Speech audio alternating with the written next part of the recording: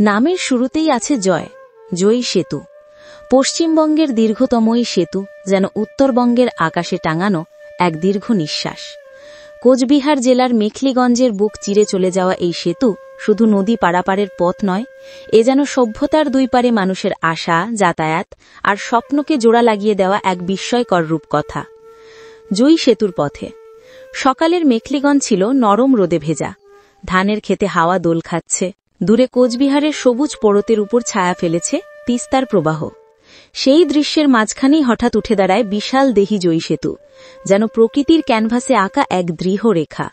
সেতুর ওপর দাঁড়ালে প্রথম যেটা মনে হয়, এত উঁচুতে উঠে চারপাশের সৌন্দর্যকে যেন আরো গভীরভাবে দেখা যায়। জয়ী যেন মেখলিগঞ্জ আর হলদিবাড়ি এই দুটি ব্লককে জুড়ে দিয়েছে।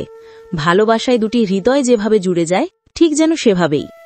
গাড়ির চাকা যখন সেতুর ওপর গড়াতে শুরু করল, তখনই অনুভব করলাম দীর্ঘতা শুধু মাপের নয়, অনুভূতিরও। প্রতিটি মুহূর্তে নদী স্রোত, গাংপাড়ের জীবন সব যেন ধীরে ধীরে পিছিয়ে যেতে থাকে, আর সামনে এগিয়ে আসে সীমান্তের ইতিহাস। 3 বিঘার পথে জয়ী সেতু পেরিয়ে সামনে এগোতেই পথ বদলে যায়। মানুষের ভিড় কমে আসে, প্রকৃতি আরও শান্ত হয়। সেই পথ ধরে পৌঁছে যাই ভারত বাংলাদেশ সীমান্তের একজন নীরব সাক্ষী 3 বিঘা করিডোর। এখানে দাঁড়ানো মানে ইতিহাসকে ছুঁয়ে দেখা। দুই দেশের সম্পর্ক, আদান প্রদান, আবেগ সব মিলিয়ে 3 বিঘা যেন দুই রাষ্ট্রকে এক ধরনের মানবিক সেতুতে বেঁধে রেখেছে।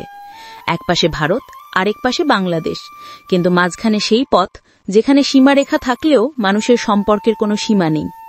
চারদিকে দেখা যায় সীমান্তরক্ষীদের সতর্ক চোখ, আবার একই সঙ্গে গ্রামের মানুষের স্বাভাবিক জীবনযাপন। কৃষকের কাঁধে লাঙল, বাচ্চাদের খেলাধুলা, আর দূরে বাংলাদেশের সবুজ শস্যক্ষেত, সব মিলিয়ে একটা অদ্ভুত শান্তির ছবি। ফিরে আসার অনুভব মেখলিগঞ্জকে জয়ী সেতু আর 3 বিঘা ঘুরে ফেরার পথে মনে হল এ ভ্রমণ শুধু স্থান দেখার নয়, অনুভূতিরও। প্রকৃতি, মানুষের জীবন, ইতিহাস, সীমান্ত সব যেন এক সূত্রে বাঁধা। জয়ী সেতু যেখানে আধুনিকতার প্রতীক, সেখানে 3 বিঘা অতীত, বর্তমান আর মানবতার মিলন বিন্দু। এই ভ্রমণ শেষ হলেও রয়ে যায় এক সহজ সত্য: সীমান্ত মানুষকে আলাদা করে না, বরং আরও গভীরভাবে যুক্ত করে। এখানে এলে শুধু অনুভব রেখে যায় প্রিয়, মাঝে মাঝে এলে শুধু ছোঁয়াটুকু দিয়েছে। অসামান্য, ভাষাহীন। মানে সত্যি কথা বলতে এই যে মানে এখানে নৌকো আছে কিন্তু মাঝি নেই, ছাগল চড়ছে, মাঝে মাঝে একটা দুটো গাড়ি যাচ্ছে, একদম ফাঁকা, লোনলি, মানে অসম্ভব সুন্দর একটা পরিবেশ। এখানে যদি বাড়ি হতো মাঝে মাঝে সেই এই কাঠের উপর বসে থাকতাম। বেশ बहुत अच्छा सुंदर है। एक हमको भी ये पता नहीं था कि टिस्टा नदी यहाँ से गुजरा है, सिक्किम से आता है टिस्टा नदी। हाँ, ठीक। ये इसका उद्गम स्थल है, टिस्टा का उद्गम स्थल सिक्किम है। हम इतना खुश है यही रास्ता होके ये बांग्लादेश तक पहुँचेगा टिस्टा रिवर। हमको ये सुनने में बहुत अच्छा लगा, वो भी बहुत सुकून मिला कि हमारा स्टेट होके, वेस्ट बंगाल होके वहाँ तक पहुँचेगा। फिर ये इतना लंबा ब्रिज है यहाँ, ये भी पता नहीं था हम लोग को। जब मेखलीगंज आया तब पता चला। बहुत सुंदर है, बहुत अच्छा है। फिर दिन में आएंगे, आज तो रात नहीं हुआ, दिन में आएंगे घूमने के लिए एक बार जरूर। এখন মেখলিগঞ্জের জয়ী সেতুতে দাঁড়িয়ে আছি। তো আমি শুনেছি এটা রাজ্যের দীর্ঘতম সেতু, যদি একটু বড় একটা বিষয়। জয়ী সেতু বলতে আমাদের মেখলিগঞ্জ মহকুমার দুটো ভাগ ছিল, মেখলিগঞ্জ এবং হলদিবাড়ি, দুটো ব্লক।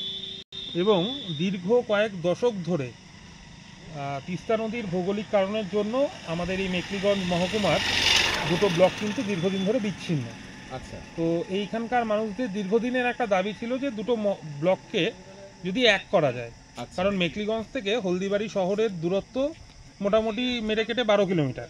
আচ্ছা। কিন্তু এই তিস্তা নদীর জন্য আমাদের হয় 72 কিলোমিটার ঘুরে জলপাইগুড়ি হয়ে হলদিবাড়ি যেতে হতো, নয় জীবন হাতে নিয়ে তিস্তা নদী পার করে হলদিবাড়িতে পৌঁছতে হতো। এর নিচ দিয়ে তিস্তা বয়ে গেছে। নিচ দিয়ে তিস্তা বয়ে গেছে। তিস্তা এদিক দিয়ে ঝাড়সিংহেশ্বর হয়ে বাংলাদেশে প্রবেশ করতো। এটা কতটা লম্বা? এটা এই ব্রিজটা 3 কিলোমিটার লম্বা এবং এতে প্রায় 64টার মতো স্প্যান রয়েছে। সেই সময় ব্রিজ তৈরিতে আনুমানিক খরচ হয়েছিল 420 কোটি টাকার মতো। আচ্ছা, তো সেই সময় বলতে কখন সেটা হয়? এটা হচ্ছে 2016 সাল থেকে ব্রিজের কাজ শুরু হয় এবং 2021 সালের 1 ফেব্রুয়ারি এই ব্রিজটাকে মুখ্যমন্ত্রী আমাদের নেতাজি ইন্ডোর স্টেডিয়াম থেকে দূরগত ব্যবস্থার মাধ্যমে উদ্বোধন করে। তো শুনেছি এখানে ঘুরতে এলে, কেউ বেড়াতে এলে এখানে আসে জয়ী সেতুতে। তো এখান থেকে তিস্তার যে নিসর্গ দৃশ্য কেমন লাগে?